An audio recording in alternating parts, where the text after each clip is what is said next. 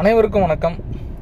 ஒரு ஜாதகத்தில் சுக்கிரனுடன் கேது இணைந்திருக்கக்கூடிய அமைப்பு அப்படின்னு நம்ம எடுத்துக்கிட்டோம்னா, கேது என்பதின் கிரக காரகம் என்னன்னு கேட்டிங்கன்னா, ஒரு விஷயத்தை சுருக்கக்கூடியது. அப்போ சுக்கிரன் கூட கேது இருக்கிறது நல்லா கவனிக்கணும். ஜாதகத்தில் சுக்கிரன் கேது இருந்தால் மட்டும் நம்ம அதை அப்படி எடுத்துக்கக்கூடாது.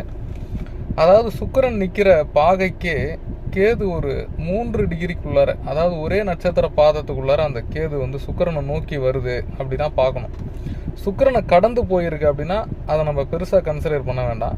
ஆனால் சுக்கிரனை நோக்கி ஒரு 3 டிகிரிக்குள்ளார ஒரே நட்சத்திர சாரத்தில் அந்த கேது பகவான் வராரு அப்படின்னா அது ரொம்ப கன்சிடர் பண்ணணும். நம்ம ஒருவேளை அந்த ஜாதகத்தில் நான் சொன்ன மாதிரியான அமைப்புள்ள ஜாதகத்தில் கேதுவின் சாரத்திலோ அதே சுக்கிரனின் சாரத்திலோ ஒரு கிரகண திசையை நடத்துச்சு அப்படின்னா அந்த திருமண வாழ்க்கை அப்படின்றது ரொம்ப கசந்து போயிடும் அப்படின்னு நம்ம சொல்லலாம்.